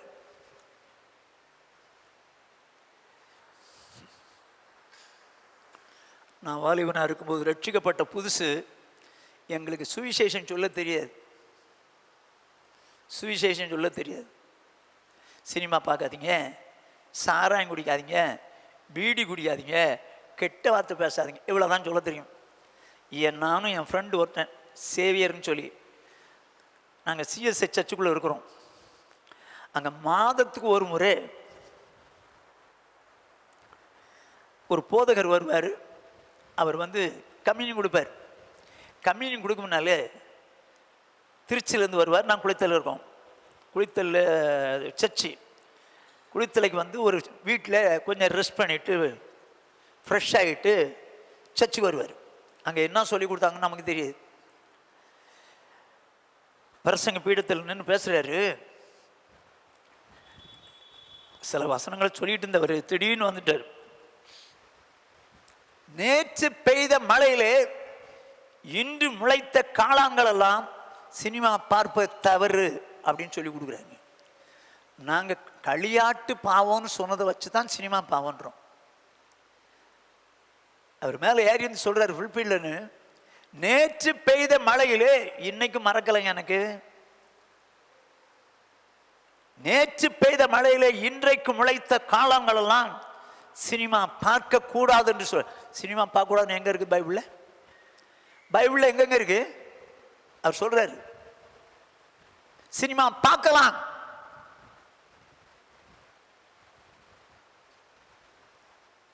நானும் பார்ப்பேன். இயேசு கிறிஸ்து உன் பக்கத்து சீட்டில் உட்காந்து பார்க்குற மாதிரி படம் பார்த்துரு, ஒன்றும் தப்பு இல்லைன்ட்டு. பிரசங்கம் பாருங்களேன் எப்படி இருக்குது. உன் சீட்டுக்கு பக்கத்தில் இயேசு கிறிஸ்து இருந்து படம் பார்க்குற மாதிரி படம் பார்த்துக்க. நானும் பார்க்குறேன். அந்த சர்ச்சில் இருக்க எவங்க படம் பார்க்காம இருப்பான்? என்ன நடந்தது தெரியுமா? ஒரு நாள் அவர் தன் பிள்ளைகளோடு கூட, வாலிப பிள்ளைகளோடு கூட செகண்ட் ஷோ ஆட்டோவில் போகும்போது, செகண்ட் ஷோக்கு போகும்போது ஒரு பெரிய ஆக்சிடெண்ட்ல 2 பெண் பிள்ளைகளும் இவரும் செத்துட்டார். நான் செத்ததுக்காக சந்தோஷப்படலை. அவர் அப்படி சொல்லக்கூடாது. சினிமா பார்க்காதன்னு பைபிளில் போட்டிருக்கா. களியாட்டு பாவன்னு போட்டிருக்கா இல்லையா? அதான் சினிமா. கழிப்போர் பண்ற ஆட்டங்கள். அவர் சொல்றாரு உன் பக்கத்து சீட்ல இயேசு கிறிஸ்து இருந்து படம் பார்க்குற மாதிரி பார்த்துக்க. இது என்ன கிடையாது, இயேசுவே படம் பார்க்க சொல்றாங்கடா. இப்போ எதனால இப்படி நடக்குது? சிலருடைய விசுவாசத்தை கவிழ்த்து போடுறாங்க, கவிழ்த்து போடுறாங்க. படம் பார்க்க கூடாதுன்னு நினைக்கிறவங்க கூட இப்ப பார்ப்பானே. ஐயரே சொல்லிட்டாரு அது ஒன்றும் தப்பு இல்லடா, போயிடுவானே. கள்ள போதகர்கள் எதனால கள்ள போதகம் பண்றாங்க? எதனால கள்ள போதகம் பண்றாங்க? ஜனத்தை சத்தியத்தை விட்டு விலக்குறது. அப்ப இந்த சத்தியத்தை விட்டு ஒருத்தன் விலக்குறானாலே அவன் கள்ள போதகன் அர்த்தம். வசனத்தை வசனமா சொன்னா அவன் சரியா போதிக்கிறான், சத்தியத்தில் நடத்துறான்னு அர்த்தம். வசனத்துக்கு மாறா போதிக்கிறான்னா அவன் கள்ள போதகன். இவங்க அந்த கள்ள போதகத்தினால என்ன பண்றாங்க? விசுவாசத்தை, அந்த வசனத்தை விசுவாசிக்கிறதை விட்டுட்டு விலகிடுறாங்க. இது சாத்தானால் உண்டானது. மல்கியா தீர்க்க தரிசன புஸ்தகம் 2வது அதிகாரம் 7வது 8வது வசனம். ஆசாரியனுடைய உதடுகள் அறிவை காக்க வேண்டும், வேதத்தை அவன் வாயிலே தேடுவார்களே, அவன் சேனைகளுடைய கர்த்தரின் தூதன். ஓகே, ஆசாரியன் யாரு? சேனைகளின் கர்த்தருடைய தூதன். ஜனங்கள் என்னதான் எதிர்பார்ப்பாங்க? அவன்கிட்ட இருந்து கர்த்தருடைய வார்த்தையை தான் எதிர்பார்ப்பாங்க. சொல்லிட்டு நீங்களோ வழியை விட்டு விலகி அநேகரை வேதத்தை குறித்து இடர பண்ணினீர்கள். என்ன சொல்றாரு? நீங்கள் ஆசாரியர்களாகிய நீங்கள் வழியை விட்டு விலகி விட்டீர்கள். அதனால என்ன நடந்தது? அநேகர் வேதத்தை குறித்து இடராய் போயிட்டாங்க. அநேகர் வேதத்தை குறித்து இடறி போயிட்டாங்க. இதுக்கு காரணம் யாரு? வழியை விட்டு விலகின ஆசாரியர்கள். அருமையானவளே, ஏன் வழியை விட்டு விலகினா? அவனுக்கு சொந்தமா நடக்கணும்னு ஆசை, சுயமா செய்யணும்னு ஆசை, சுயமா பேசணும்னு ஆசை. அதனால சொந்தமா தேவனுடைய வழியை விட்டு விலகி சொந்தமா போறான். இதை அநேகர் பார்த்து என்ன பண்ணிட்டாங்களாம்? எடறிட்டாங்களாம். வேதத்தை குறித்து எடறி தேவனை விட்டே விலகி போயிட்டாங்களாம். இந்த மாலை வேளையில் வந்திருக்கிற சௌர்ணே சௌரியே, அநேகர் என்ன செய்வாங்களா? சத்தியத்தை அறிந்தவளே, சத்தியத்தை விட்டு விலகிற வேண்டியிருக்கு. விளக்குறதுக்குன்னே நிறைய ஊழியக்காரனை வச்சுருக்கான். ரொம்ப ஜாக்கிரதையாக இருங்க, ரொம்ப ஜாக்கிரதையாக இருக்கும். இன்னைக்கு நிறைய ஊழியக்காரர் எழுப்பிட்டாங்க சாத்தான். நீங்கள் ஒரிஜினல் ஊழியக்காரனா டூப்ளிகேட் ஊழியக்காரனா எப்படி கண்டுபிடிப்பீங்க? வசனத்தை வசனமாக சொன்னான்னா ஒரிஜினல், மாற்றி கொஞ்சம் இப்படி பண்ணலாம் அப்படி பண்ணலாம்னு சொன்னா டூப்ளிகேட். ஆனால் உங்களுக்கே வசனம் தெரிஞ்சா தானே, உங்களுக்கே வசனம் தெரிஞ்சா தானே கண்டுபிடிக்க முடியும். வேதத்தை குறித்து இடர பண்றாங்க, வழியை விட்டு இவங்க விலகிட்டனால வேதத்தை விட்டு இடர பண்றாங்களாம். இதைத்தான் பேதுரு என்ன சொல்றாரு, 2 பேதுரு 2வது அதிகாரம் 1ஆம் வசனம் முதல் 3ஆம் வசனம் முடிய. கள்ள தீர்க்கதரிசிகளும் ஜனங்களுக்குள்ளே இருந்தார்கள். கள்ள தீர்க்கதரிசிகளும் முன்னால் இருந்தாங்க, ஜனங்களுக்குள்ள இருந்தாங்க. சரி, அப்படியே உங்களுக்குள்ளும் கள்ள போதகர்கள் இருப்பார்கள். ஆக இவ பிரசன்ட் பீரியட்ல அப்படி அன்னைக்கு இருந்தாங்க, இப்பொழுதும் கள்ள போதகர்கள் இருப்பார்கள். அவர்கள் கேட்டுக்கு ஏதுவான வேத புரட்டுகளை தந்திரமாய் நுழைய பண்ணி தங்களை கிரயத்துக்கு கொண்ட ஆண்டவரை மறுதலித்து தங்களுக்கு தீவிரமான அழிவை வருவித்துக் கொள்ளுவார்கள். எங்க இவனுக்கு யாருங்க? போதகர்கள். போதகர்கள் என்ன டைட்டில்? கள்ள போதகர்கள். கேட்டுக்கு ஏதுவாக வேதத்தை புரட்டான். வேதத்தை புரட்டானா வேதமா சொல்றானான்னு உங்களுக்கு எப்படி தெரியுங்க? உங்களுக்கு வேதம் தெரிஞ்சாதான் வேதத்தை புரட்டான் இல்ல சரியா சொல்றான்னு தெரியும். வேதத்தை புரட்டுகிறார்கள், கேட்டுக்கு ஏதுவாக தந்திரமாய் வேதத்தை புரட்டுகிறார்கள், கிரயத்து கொண்ட ஆண்டவரை மறுதலித்து தங்களுக்கு தீவிரமான அழிவை உண்டாக்கி கொள்ளுகிறார்கள். போதகர்களே தங்களுக்கு தீவிரமான அழிவை உண்டாக்கி கொள்ளுகிறார் சொல்லிட்டு அடுத்த வசனம் என்ன சொல்லுது பாருங்க. அவர்களுடைய கெட்ட நடக்கைகளை அநேகர் பின்பற்றுவார்கள், அவர்கள் நிமித்தம் சத்திய மார்க்கம் தூஷிக்கப்படும். என்ன சொல்றாரு? கள்ள போதகன் என்ன செய்வானா, அவருடைய கெட்ட நடக்கைகளை அநேகர் பின்பற்றுவார்கள். அவன் என்ன குடிக்க வச்சங்க, கஞ்சா அடிக்க வச்சங்க, எங்க வேதத்துக்கு மாறாய் நடக்கிற கெட்ட நடக்கைகளை அநேகர் பின்பற்றுவார்கள். அதனால்தான் பேதுரு சொல்லும்போது சொல்றாரு, நீங்கள் மந்தைக்கு மாதிரியாயிருங்கள், இருமாப்பாய் சபையை ஆளாதுங்க, ஜனத்தை ஆளாதுங்க. மந்தைக்கு மாதிரியா இருக்கணும், இருமாப்பாய் ஆளாமல் உங்களிடத்தில் உள்ள தேவனுடைய மந்தையை நீங்கள் மேய்த்து கட்டாயமாய் அல்ல மனப்பூர்வமாயோ அவலட்சணமான ஆதாயத்திற்காக அல்ல. கட்டாயமா மேய்க்கூடாது, அவலட்சணமான ஆதாயம், அவங்க மூலம் ஆதாயம் கிடைச்சிக்கலாம்னு அந்த ஆதாயத்துக்காக மேய்க்காமத உற்சாக மனதோடு சுதந்திரத்தை இருமாப்பாய் ஆளுகிறவர்களாக அல்ல மந்தைக்கு மாதிரிகளாகவும் கண்காணிப்பு செய்யுங்கள். என்ன சொல்றாரு? இழிவான ஆதாயத்தை இச்சிக்க சொல்லிட்டு என்ன சொல்றாரு?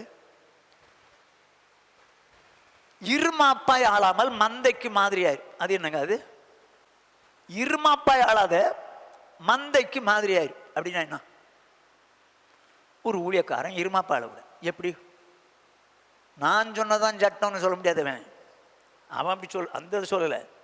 மந்தைக்கு மாதிரியா இருமாப்பாய் ஆளாத. நான் எப்படின்னு உங்களுக்கு ஒரு உதாரணம் சொல்கிறேன். நம்ம எப்பவுமே கேட்குற உதாரணம் ரோமர் 13:8 படி அன்பினால் அன்றி வேறொன்றிலும் கடன் படாதிருங்கள். இது வசனம். நான் இந்த வசனத்தை ஸ்ட்ராங்காக சொல்கிறேன். கடன் வாங்காத. வசனம் சொல்றது கடன் வாங்கினவன் கடன் கொடுத்தவனுக்கு அடிமை. நீ கிரயத்து கொள்ளப்பட்டாய், மனுஷருக்கு அடிமை ஆகாதேன்னு சொல்லி நான் ஸ்ட்ராங்காக சொல்கிறேன். எனக்கு ஒரு சிச்சுவேஷன் வருதுன்னு வச்சுக்கோ, நான் ஒரு இடத்துல போய் கடன் வாங்குறேன். அதில் நம்ம சபையை சார்ந்த ஒரு சகோதரர் பார்த்துட்டு, என்ன பாஸ்டர் எங்களுக்கு கடன் வாங்காதேன்னு போதிச்சிங்க, இப்போ கடன் வாங்கிட்டுருக்கீங்க. ஏய், என்னைய பார்க்காது, சொன்னதை கேட்டுக்க. ஆண்டவரை பாரு, சொன்ன வசனத்தை கேட்டு போயிட்டாரு. என்னையா பார்க்குற? அப்படி நான் சொல்வேனானால் யாரு?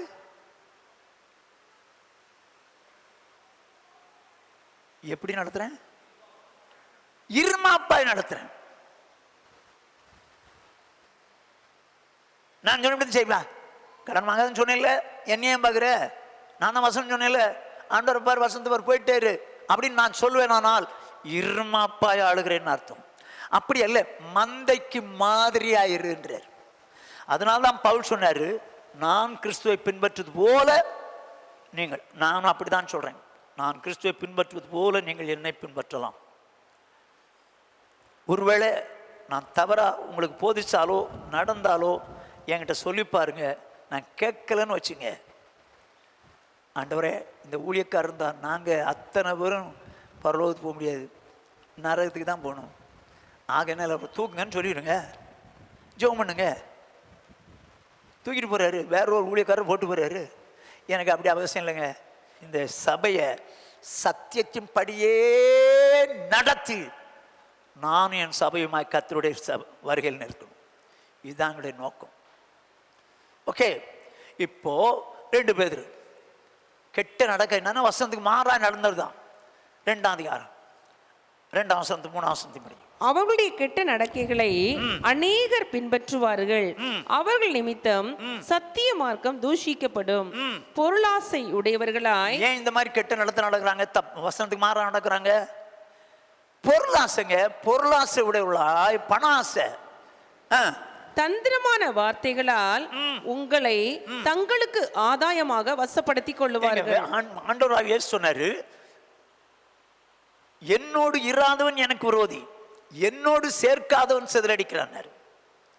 நீங்களும் நானும் ஆண்டவரோடு சேர்ந்தது உண்மைன்னா யாரோட சேர்க்கணும்? ஜனத்தை ஆண்டவரோட சேர்க்கணும். ஆண்டவரோட சேர்க்கறதுன்னா எப்படி? வசனத்தை வசனமா சொல்லி அவன் வசனத்தின்படி வாழ்வான், அப்போ ஆண்டவரோட சேர்றான்னு அர்த்தம். நான் ஏன் கூட சேர்க்கக்கூடாது, என் ஞானத்தை உங்கள்கிட்ட சொல்லி இப்படி தான் நீங்கள் நடக்கணும் அப்படின்னு நான் சொன்னேன்னா, பாஸ்டர் எங்கள் பாஸ்டர் சொன்னார்ரா நாங்கள் அப்படி தான்டா நடப்போம்னா நீங்கள் ஏன் கூட சேர்றீங்கன்னு அர்த்தம். ஏன் கூட நீங்கள் சேரக்கூடாது, ஆண்டவரோட தான் சேரணும். இவனுக்கு என்ன பண்ணுறானுங்க? பொருளாசை உடையவங்களா, தந்திரமான வார்த்தைகளா தங்களுக்கு ஆதாயமாக வசப்படுத்திக் கொள்கிறார்கள் சொல்லிட்டு, பூர்வ காலம் முதல் அவர்களுக்கு விதிக்கப்பட்ட ஆக்கினை அயர்ந்திராது, அவர்களுடைய அழிவு ஊரங்காது. கடைசியில் உங்களுக்கு முடிவு என்ன? அழிவு, அழிவு.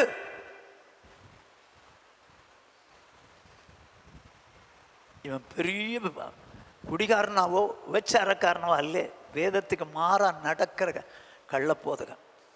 ஜனத்தை அப்படி நடத்திட்டான். ஏன் நடத்தினான்? பொருளாசை, பணாசை, அதனால் அப்படி நடத்திட்டான். சரிங்க, ஏன் இப்படிப்பட்ட உபதேசிகளிடத்தில் சிக்கிறாங்க? ஏன் சிக்கிறாங்க? ஓசியா 4ஆம் அதிகாரம் 6ஆவது வசனம்.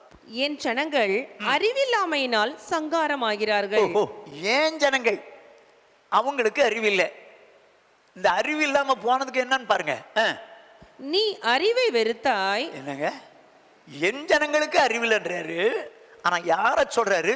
நீ அறிவை வெறுத்தாய். யார? ஊழியக்காரன் சொல்றாரு பாருங்க. இப்போ ஆகையால் நீ என் ஆசாரியனா இராதபடிக்கு நானும் உன்னை வெறுத்து விடுவேன்.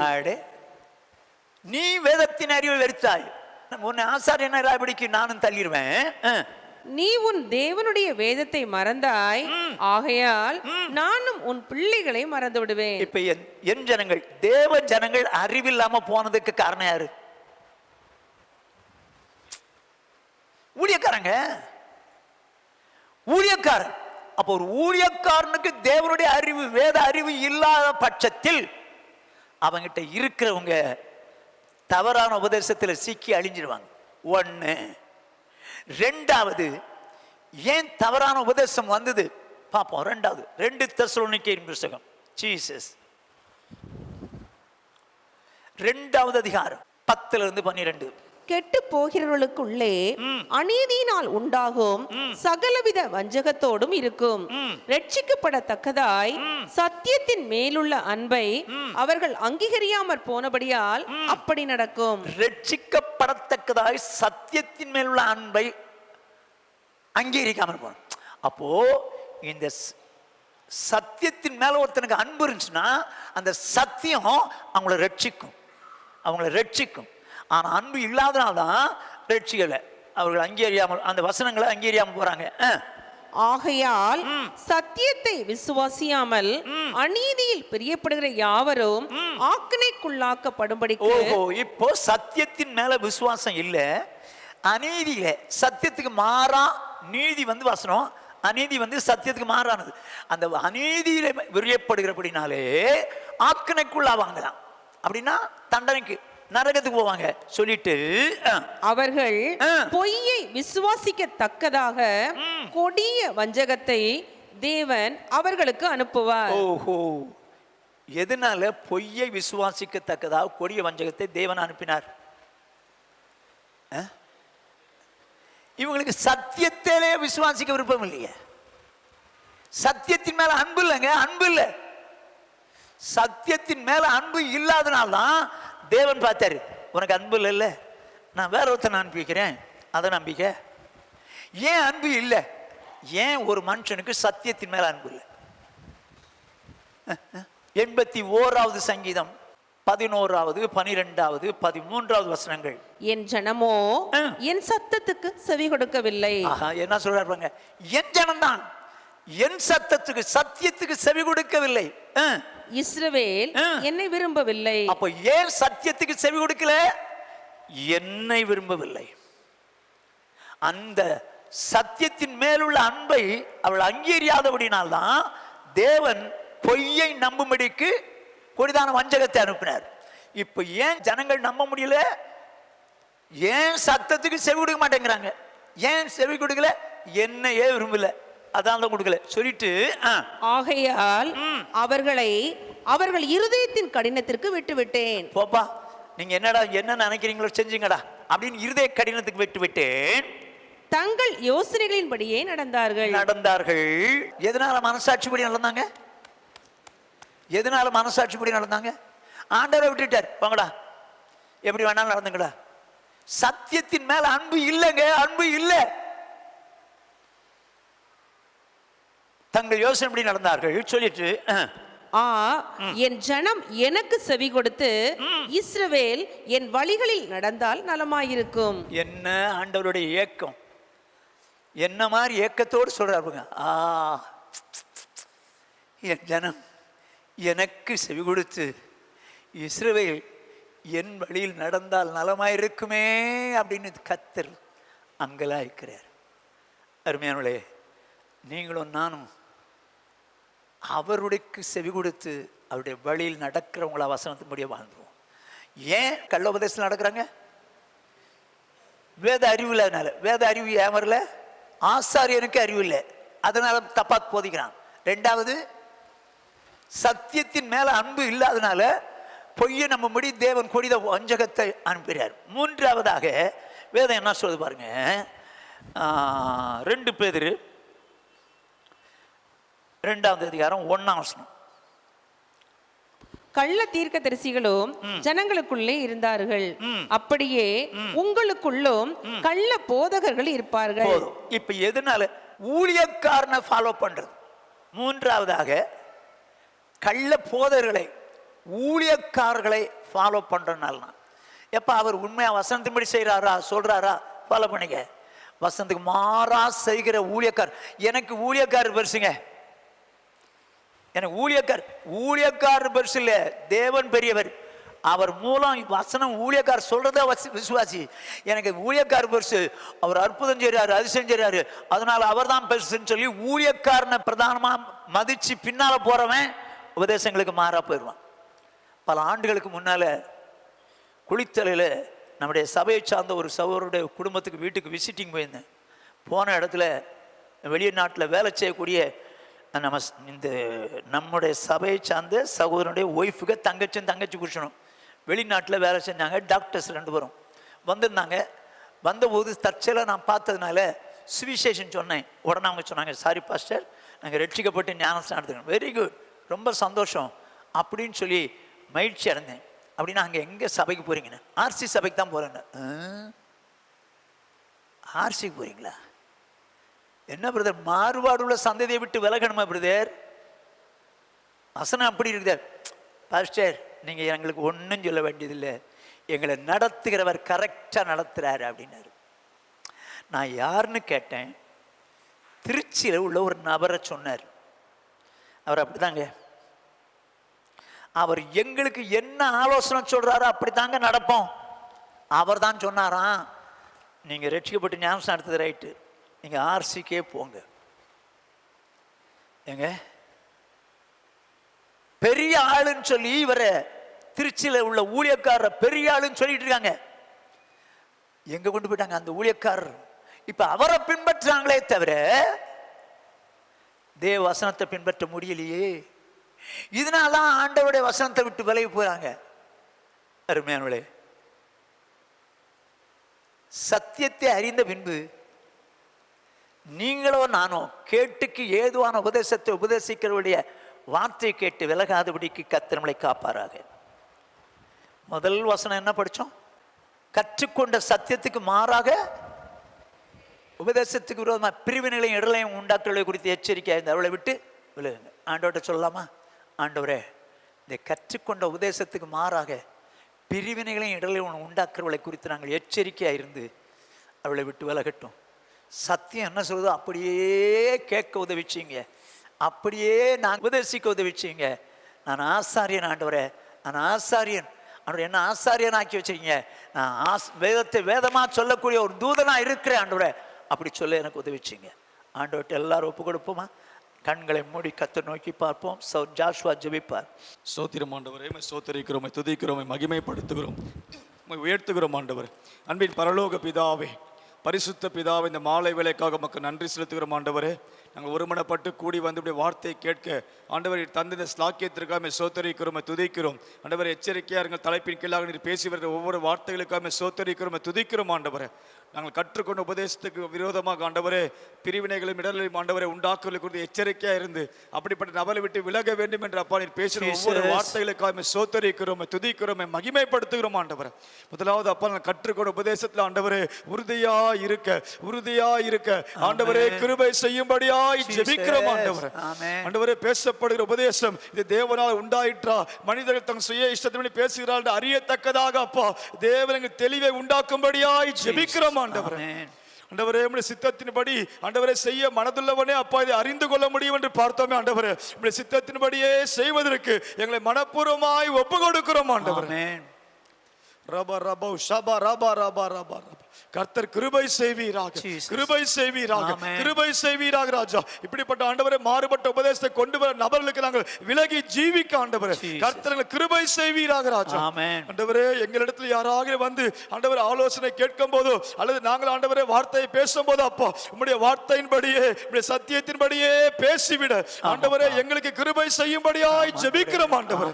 எங்க சுய இஷ்டத்திற்கோ எங்க சுய அனுபவத்தை பேசாத படிக்க ஆண்டவரே உம்முடைய வார்த்தையாகவே சொல்லிவிட ஆண்டவர் ஒவ்வொருவருக்கு கிருபை செய்யும்படியாய் ஜெபிக்கிறோம் ஆண்டவரே.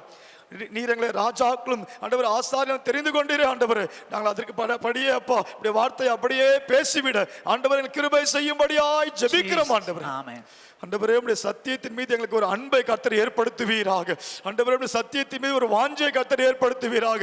ஆண்டவரே, நாங்கள் வஞ்சிக்கப்பட்டு போகாதபடிக்கு ஆண்டவரே பொய்யான ஆவிகளுக்கு இடம் கொடாதபடிக்கு உம்முடைய சத்தியத்தின் மேல உள்ள அன்பை ஆண்டவரே அங்கீகரிக்கிற நபராக மாறிவிட ஆண்டவரே எங்க தேவன் எங்களுக்கு கிருபை செய்வீராக ராஜா.